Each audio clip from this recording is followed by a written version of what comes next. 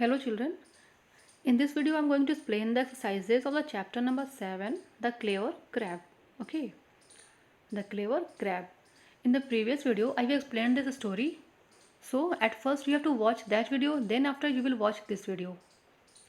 So that if you will be able to understand the story, then only you can do the exercises now. So watch that video first, then watch this video. So let's move to the exercises. Come to the page number 67. Comprehension. In question number 8, question answer is there. See children, answer the following questions. मैं question answer समझा दे रही हूँ but आपको खुद से लिखना नहीं है. I will send you answers, मैं भेजूंगी, आपको वहाँ से लिखना है. फर्स्ट में देखो, what did the stock feed on. Stock क्या खाता था? तो स्टॉक क्या खाता था? फिश ना. Then you will write the stork fed on fish. Second, why was the stork crying. Stork रो क्यों रहा था?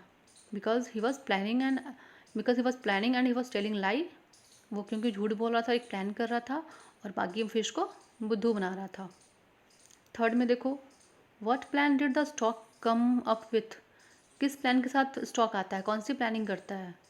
और तो उसकी प्लानिंग ये रहती है, आंसर ये होगा कि उसने क्या प्लान किया था कि मेरे कुछ फ्रेंड्स ने कहा है कि इस साल तालाब सूखने वाली है क्योंकि इस साल बारिश नहीं होगी. This was his plan. ठीक है. फोर्थ में, who did not want to go with the stork and why. Stork के साथ कौन नहीं जाना चाहता था और क्यों? Then your answer will be the clever crab. क्योंकि जो क्रैब था वो जाना नहीं चाहता था, और इसलिए क्योंकि वो उस पर ट्रस्ट नहीं करता था. ठीक है, वाई का आंसर ये हो जाएगा, क्योंकि वो उस पर ट्रस्ट नहीं करता था. फिफ्थ में देखो, how did the crab save himself. Crab जो है वो अपने आप को कैसे बचाता है? तो उसने क्या किया था, अपने पिंसर से उसे डक करता है उसकी गर्दन पे, स्टॉक की गर्दन पे, और वो ब्लीडिंग आने लगती है. तो इस तरह से उसने अपने आप को बचाया था, है ना. नाउ बी में आ जाओ, हु सेड टू हुम. मतलब किसने किससे कहा. कुछ सेंटेंसेस, कुछ स्टेटमेंट दिए गए और आपको बताना है ये लाइन जो है, ये स्टेटमेंट जो है, वो किसने किसको कहा था. ठीक है. फर्स्ट में देखो, आई एम मूविंग एल्सवेयर. मैं दूसरी जगह जा रहा हूँ. कौन बोलता है? देन स्टॉक सेड ना. और किससे कहा था? फिश से. तो you will write here the stork said to fish. Okay. 2 में, if you do not wish to come you stay here alone. अगर तुम हमारे साथ नहीं आना चाहते हो, तुम यहाँ अकेले रुको. किसने कहा था? तो आप ये कहा था, क्या बोलते हैं, फिश ने कहा था किसे? क्रैब को. तो आपका आंसर होगा फिश सेड टू क्रैब. इस तरह से बाकी भी कर लोगे आप. Come to the C. See children, in this question what you have to do, you have to write the opposite. Antonyms लिखना है. ड्रॉप का अपोजिट क्या होगा, स्टोरी में सर्च करो, then you will write. Strong का, वेट का, सारे का अपोजिट लिखना है. This is so easy. Okay.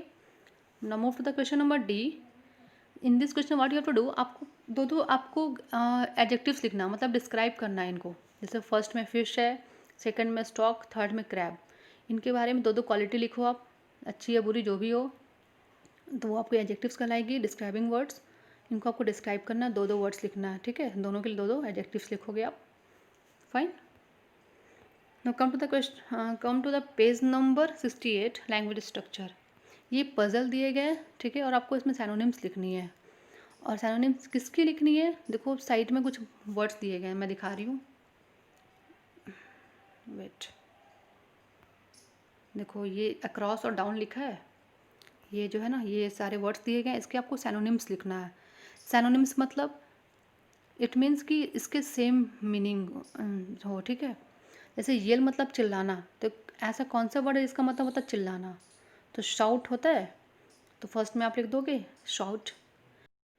Then आप यहाँ लिखोगे सैनोनिम्स. ठीक है. अक्रॉस मतलब ये हॉरिजॉन्टली. ठीक है, मतलब कि लेफ़्ट टू राइट लिखोगे. डाउन मतलब ऊपर से नीचे. तो ये जो वर्ड्स दिए गए इसके सैनोनिम्स आप लिख लोगे. फाइन. फिर मैं आंसर्स भेज दूंगी. क्वेश्चन नंबर बी में आपको क्या करना है कि आपको शॉर्ट फॉर्म्स लिखना है. जैसे डू नॉट को हम क्या बोलते हैं शॉर्ट में? डोंट, है ना. सी, तो इसको आपको क्या करना है, मैच करना है. तो बेटा आप मैच नहीं करोगे, you will just right on the numbers. ठीक है. फॉर एग्जाम्पल देखो, do not, first one do not, तो इसका कौन सा आंसर होगा? डोंट, ये होगा. तो यहाँ पे आप लिखोगे डोंट के सामने 1. ठीक है, यहाँ पे ऐसे लिख दोगे 1. Got it? पीछे में या सामने में कहीं भी आप लिख दोगे वन, इस टाइप से यू विल डू इट। तो आप शॉर्ट फॉर्म आपने करना है इसे, ठीक है। And this come to this question, tenses. See children, tense मैंने पढ़ा रखा है आपको, ठीक है। आप मेरे यूट्यूब चैनल पे जाओगे, आप फरहत हुसैन इंग्लिश, उस पर देखना टेंस मैंने बता रखा है, आप वो वीडियो देखकर इसे कर लोगे आप, फाइन। ऐसे भी आप जानते हो टेंस क्या होता है, जो आपको टाइम बताता हो, है ना। मतलब क्या क्या हो, मतलब क्या जो अभी हो रहा कोई काम, या हो चुका है, या होने वाला है, टेंस उसे कहते हैं जो टाइम बताता हो। और ये कितने होते हैं? 3 होते हैं। कौन कौन से? Present, past, future. Present tense, past tense and then future tense, 3 kinds होते हैं, ओके। और हर एक के 4 काइंड्स होते हैं। प्रेजेंट टेंस के 4 काइंड्स, पास्ट टेंस के 4 काइंड्स, फ्यूचर टेंस के 4 काइंड्स। तो उनके जो फर्स्ट वाले होते हैं ना सबके, तो यहाँ दिया है सिंपल प्रेजेंट टेंस। जैसे प्रेजेंट टेंस का फर्स्ट काइंड है, वो होता है सिंपल प्रेजेंट टेंस। पास्ट का होता है first kind simple past. Future का सिंपल फ्यूचर टेंस। तो ये यहाँ दिया है, ठीक है। तो आपको यहाँ बताना है, देखो अगर कोई काम अभी चल रहा हो, प्रेजेंट में हो रहा हो, तो आप उसे लिखोगे प्रेजेंट टेंस। जो हो चुका है वो पास्ट में आ जाएगा, और जहाँ होने वाला है, मतलब जहाँ विल लगा होगा, तो वहाँ क्या करोगे आप? फ्यूचर करोगे आप, ठीक है। तो देखो एक क्वेश्चन करो, इसमें आपको आइडेंटिफाई करना टेंस। टीना लव्स डॉग्स। तो लव्स, यहाँ लव्स ही इंडिकेट कर रहा है कि ये क्या है? प्रेजेंट टेंस में, मतलब प्यार करती है। ऐसा नहीं कि वो करती थी पहले, ओके, ये करती है। सो आप यहाँ क्या करोगे? ये कौन सा टेंस हो गया? प्रेजेंट हो गया। 2 में farmer planted corn last spring. Last मतलब क्या? पिछले सीजन में, ठीक है, स्प्रिंग सीजन में। प्लांटेड, पहले वो प्लांट करते थे, तो किसान। तो यहाँ ये कौन सा टेंस हो गया? प्लांटेड मतलब क्या दिखा रहा है? ये पास्ट, तो आप पास्ट पे टिक करोगे, ठीक है। 4th में देखो एक फ्यूचर का एग्जाम्पल है। 3rd फिर अगेन आपका पास्ट का एग्जाम्पल है, और 4th में देखो वी विल लगा, इट मीन्स फ्यूचर टेंस, तो आप यहाँ फ्यूचर में टिक कर लोगे, ओके। और ये तो आपका ग्रामर ग्ली हो गया रीडर में ही। क्वेश्चन नंबर बी में आपको चेंज करना है, ठीक है। वर्ब्स दिए गए हैं, उसको पास्ट टेंस और फ्यूचर टेंस में चेंज करना है। देखो प्ले का हो जाएगा प्लेड, फ्यूचर टेंस में विल प्ले, ठीक है। इस तरह से आप कर लोगे।